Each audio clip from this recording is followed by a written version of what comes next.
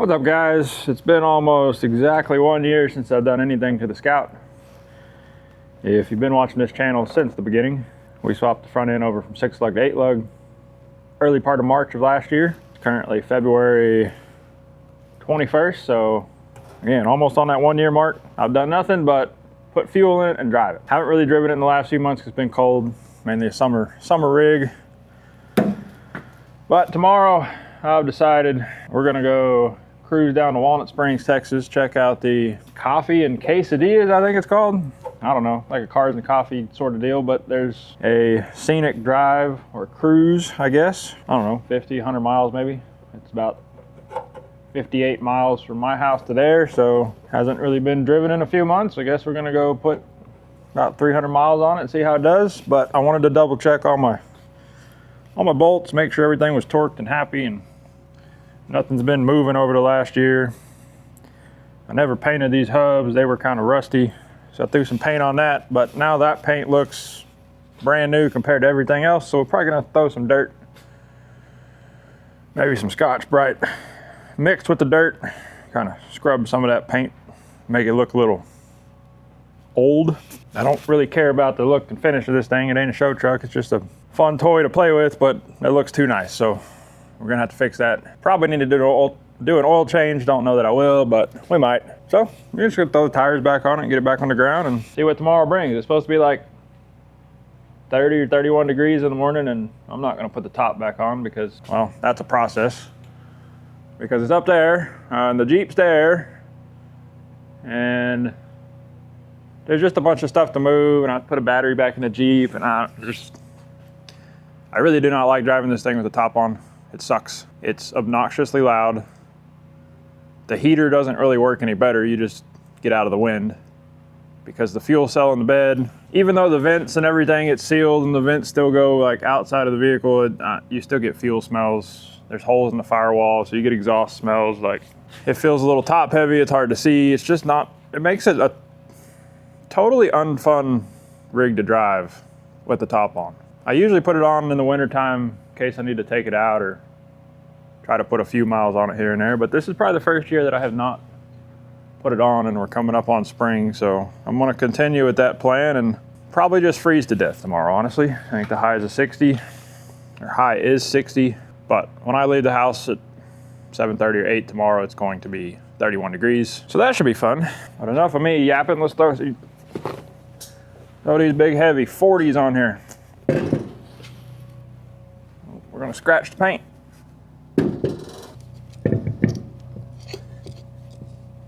Buy 40s, they said. It'll be fun, they said.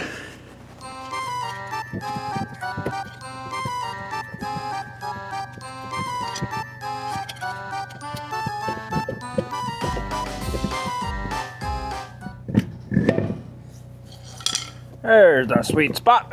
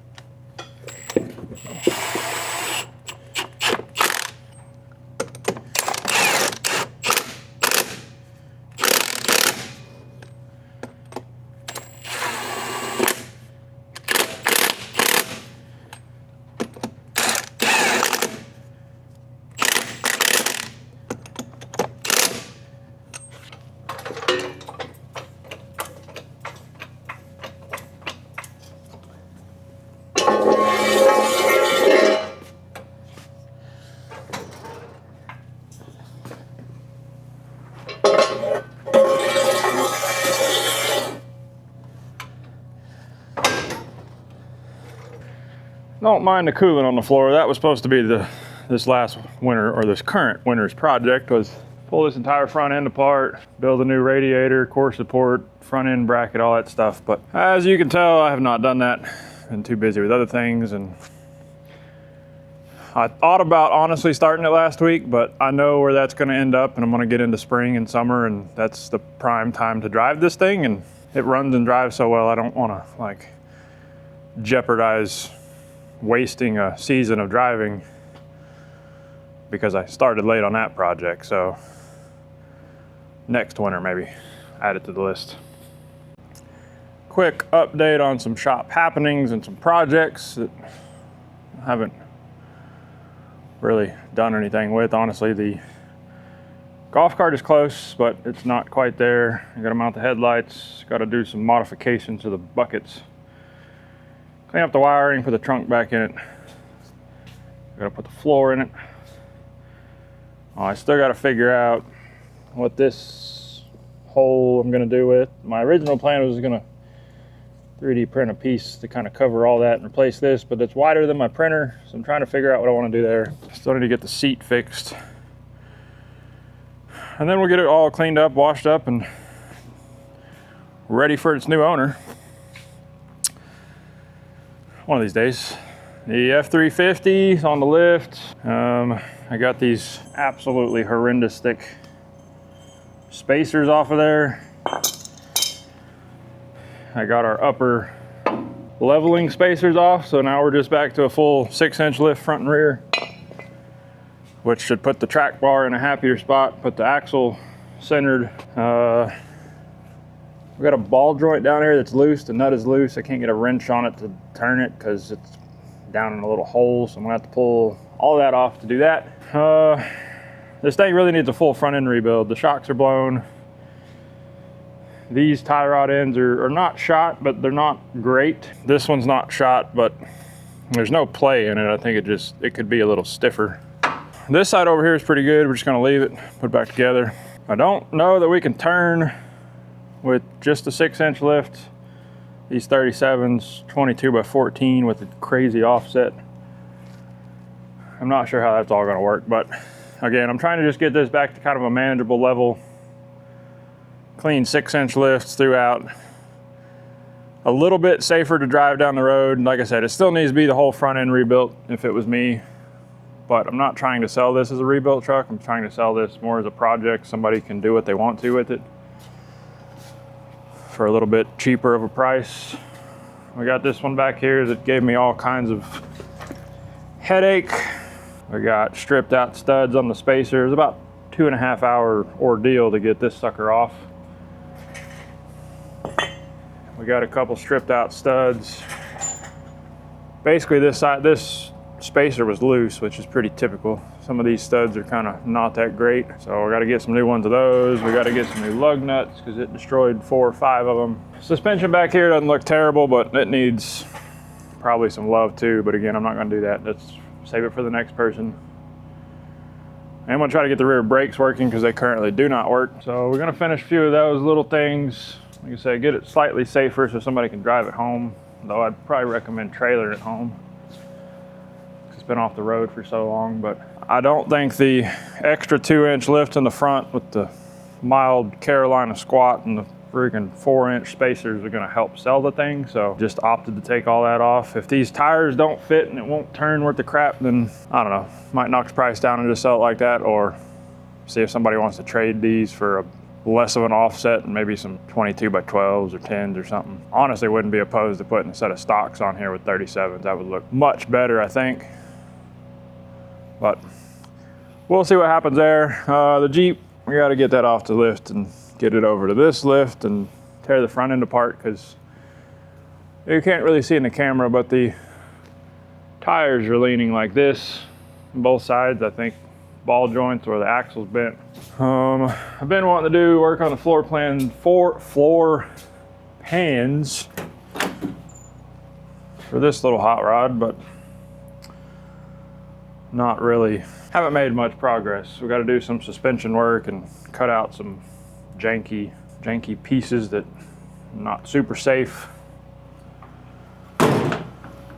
Again, we're not trying to build a show car with this one. It's just more of a rat rod, hot rod. I got some of this firewall in. I don't love it. I honestly might rip it out and start over.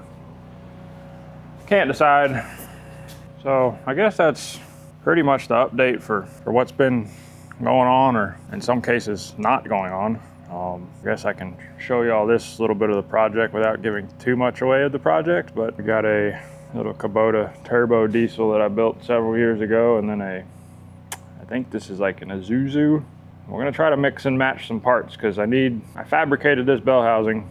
I built this for a welding machine and the welder head blew up, so I parted it out. But I need a proper bell housing to match to this pancake generator, which used to be attached to this engine, which is blown up. And I think I haven't opened it, but I think somebody's ripped all the internals out because the oil pan and the gasket's all busted out of it, and it's missing the injection pump and rocker arms and all that stuff. But I doubt this will fit onto there because Isuzu and Kubota, but I have this for basically nothing, so I'm gonna tear it apart and see, can I make it fit? Can I retrofit it? If not, we're gonna build a custom bracket to fit that generator, and then sometime in the future, I don't know when, I gotta gather some more parts. That's gonna be going in a very cool, well, I think it's cool. Y'all might honestly not think it's cool, but probably gonna piss some people off with this one. But it's definitely gonna be a one-of-a-kind, very unique vehicle that I'm honestly quite excited about. Like I said, I just gotta gather some more parts that take some money, so that'll be for a future video, but some happenings and not happenings around the shop, and then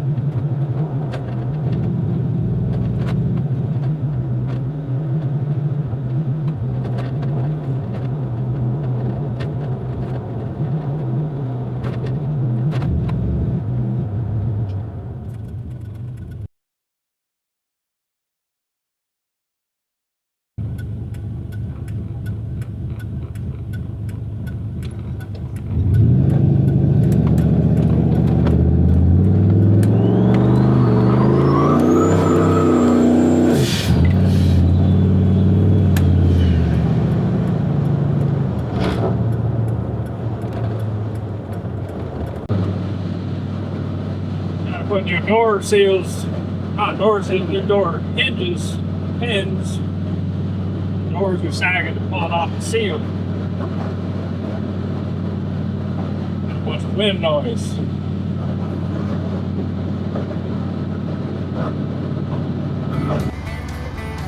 I'm really happy with how this truck turned out. I think I put 323 gears in the rear. Had 308s. 308s probably would have been better. Just put back in it because we're currently doing 73 at 2240, give or take, which is not awful, but it's a little loud. I think I ultimately want to put another muffler on it.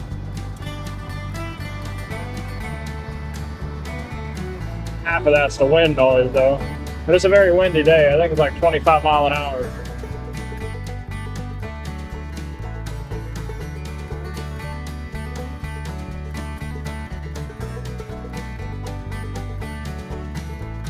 Well, we made it to another fine patch of our Texas state flowers. They grow in very, very random places. If you're not from Texas, you don't understand that joke. Our Texas state flower is traffic cones. Specifically traffic barrels. Because you can't go 5 miles without getting into a construction zone.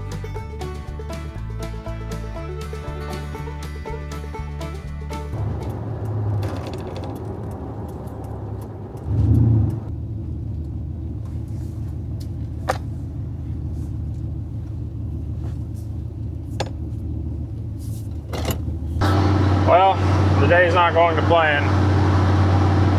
Coming back from Summit, stopped and got something to eat. Pull out the parking lot, I'm like, man, this thing feels weird. Like it's taking more throttle to move the truck. It feels like it's got a high stall converter in it. All the vitals look good, trans temp's good.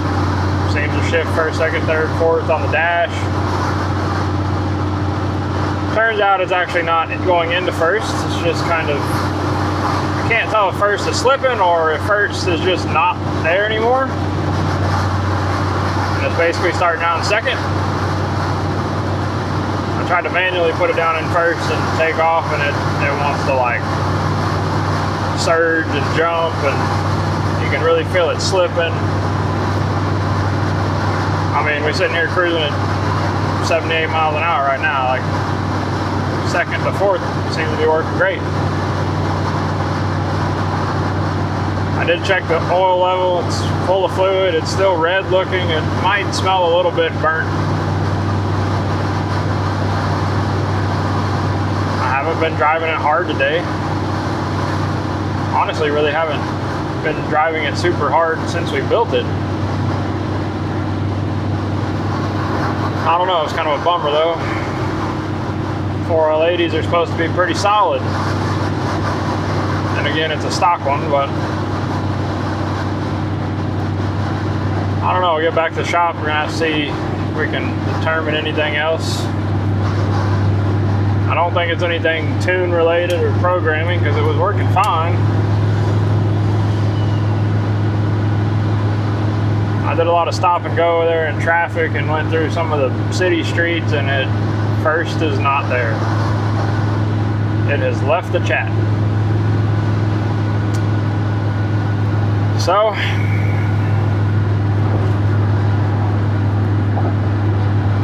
I'm trying to plan out all my other projects. This one might have to go back under the knife, transmission back out of it. I do have another 4L80, a stock one, junkyard pullout, and I don't know if it's any good. I don't know if it's worth the gamble, or if I should just spend $4,000 or whatever it is to rebuild this one.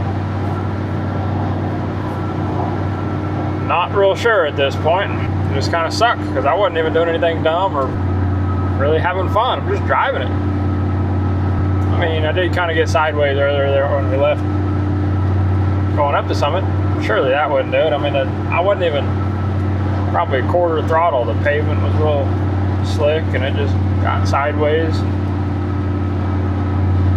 I don't feel like that could have done it because it did work after that when I got in the first round of traffic. I have been having issues with it kind of shifting hard from first to second pretty much since we put it together and got it tuned.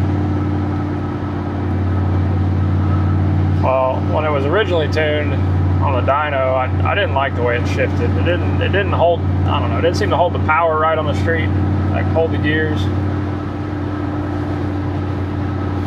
So I made a bunch of adjustments, got it shifting really good, but it always kind of shifted hard from first to second. I never could figure out why.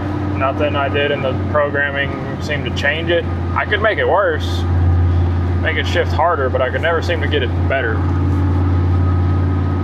It was really just like part throttle. Like if you were just easily driving it like I have been today, first to second would hit pretty hard. If you wanted to really get in the throttle and hit it hard, first to second, it would smooth out. So I'm not real sure what's going on, but it's a sad day. Yeah, you can't even feel it downshifting to first. Usually it kind of burps from second to first because a lot of times you're slowing down faster than it can like know that you're slowing down, and then it all of a sudden towards the end when you're almost to a stop, it's like, oh, I gotta go to first gear and it downshifts, and you usually feel that. It doesn't do any of that right now.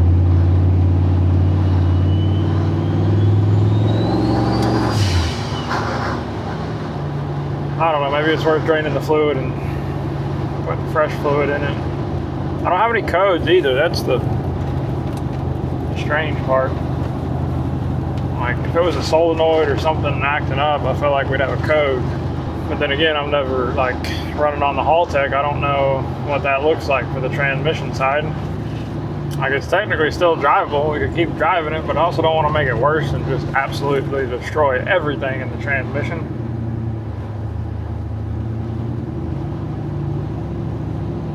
It's like second, third, and fourth drive really good. You know, can't really see or feel this, but like it's in first. But see, it drives. It's just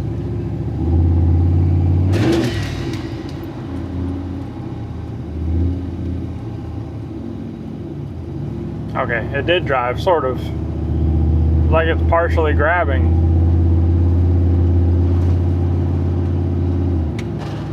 It feels like it, like I said, it's like it's got a high stall converter or the parking brakes on. Like typically when a gear is slipping, you give it throttle, like it wants to just rev up. It wants to rev higher than like the vehicle's moving forward. But in this case, it's just, you keep giving it throttle and it's just, the throttle input is moving it, but it feels different.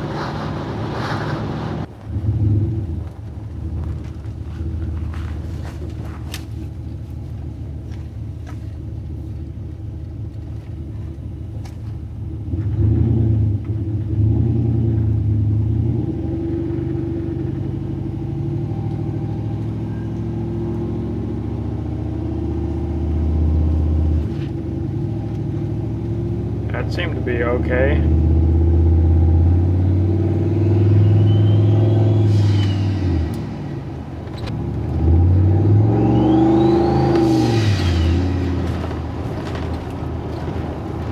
Get on it in third, it feels like third is slipping.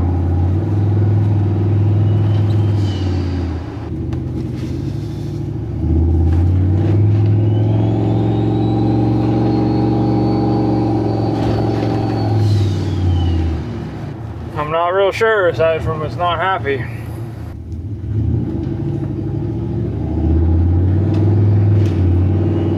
Oh, it shifted first to second, third,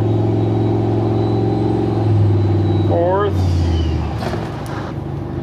I don't know. Now it seems like it's not completely out, but it's not working properly, that's for sure.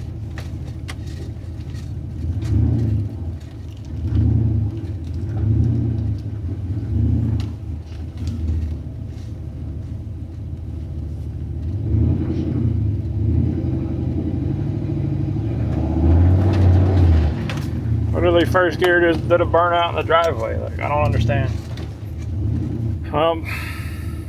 Something definitely weird is going on. I'm gonna have to look into that and try to figure that out. But for now, we're gonna throw some oil in the Scout and get ready for this drive tomorrow. Oh, forgot to press record on that one.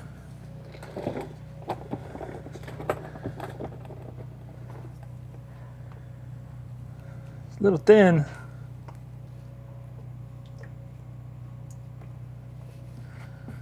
We're going to try to fix that.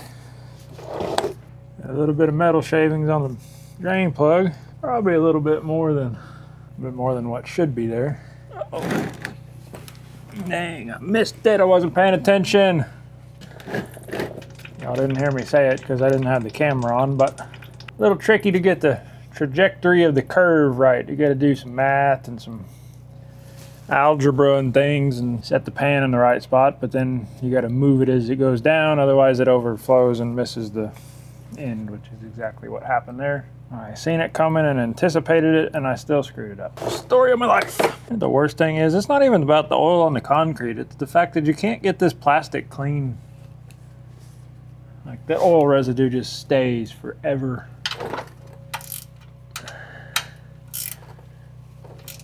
Whoever put that exhaust on there put it in a worst possible spot. Freaking engineers.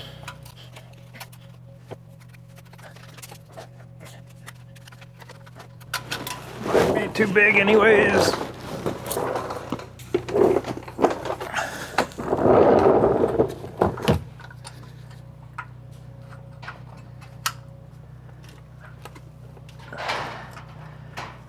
Really can't get the channel locks on there either, but we'll make it work.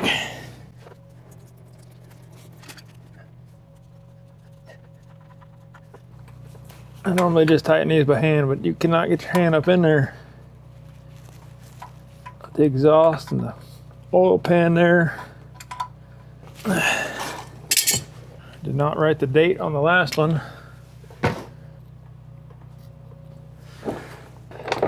Okay, now we'll clean up the mess.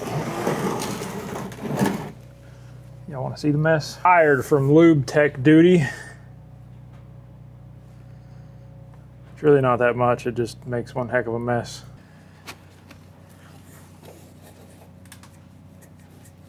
All right, we're gonna be putting in this Driven GP1 20W50, a bit thicker. I tried this in the OBS. I was having issues with, I was running Rotella 1540, but I was having issues with all the turbo heat kind of thinning out the oil because I don't have a oil cooler. So I tried this stuff, really happy with it. I went from like 25 PSI oil pressure cold to 8 or 9 hot at idle. And just by putting this stuff in there, it bumped it up to 35, I think. 35 to 38 cold, and hot idle is 15 or 16, which 15 or 16 is still a little low, but I'm much happier with that than what it was. And this oil is like dark green. But I'm having some trouble. I've been having trouble with this one pretty much since I put this engine in here. I don't know, 6 or 7 years ago. It's got 25 pounds of oil pressure. Cold, hot, idle, wide open, doesn't matter. 25 pounds of oil pressure. It doesn't really tick or make noise, no smoke, but it has this weird thing that I have never seen on anything else, any other vehicle. Nobody I've talked to have ever seen it.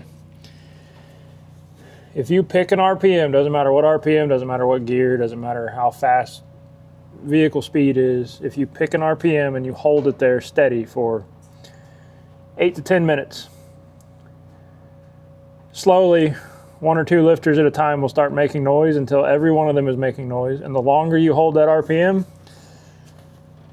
the more oil they lose, the more they start making noise, and then eventually the lifters have bled down so much and starved themselves of oil that it's just clacking around and misfiring and like not opening the valves all the way, and it's running terrible. Now, as soon as you put the clutch in, let her idle down, minute and a half, right back to normal. Now the crazy thing in this whole process, when it starts making noise, oil pressure never drops. Not on the gauge anyways. And it's got an electric gauge in there. I've had mechanical gauges on it. It's all the same outcome. The other way to get it back to normal and stop making noise and stop running rough is just to increase your RPM, drop down a gear and go up 800 RPM, pretty heavy on the throttle. It'll go away.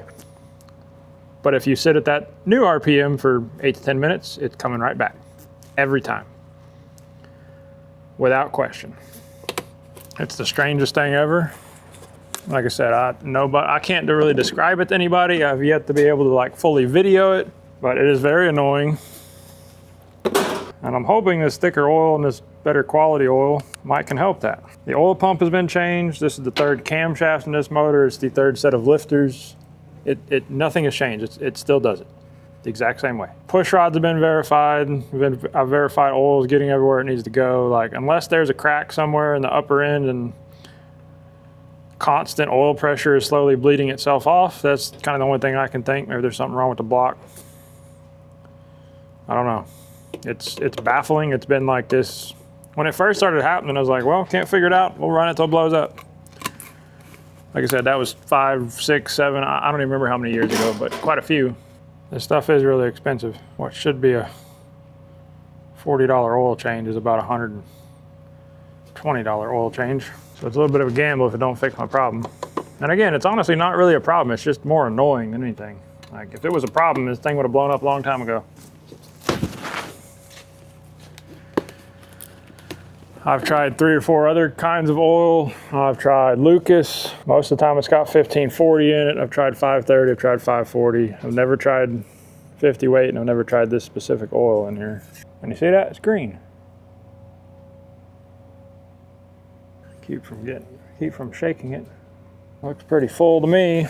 Fire it up and let it circulate.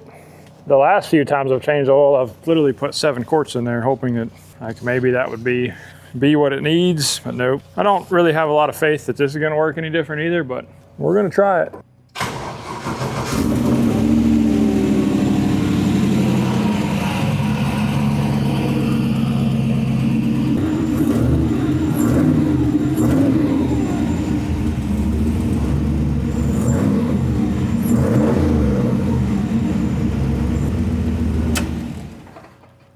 It's got 28 to 30 at idle. And just that little bit of revving was bumping it up to close to 40. So that's already an improvement over what it was. Like I said, it was 25, 26, and that needle never moved. For the longest time, I thought I had a bad sending unit or a bad gauge, but I put a manual on it and same thing.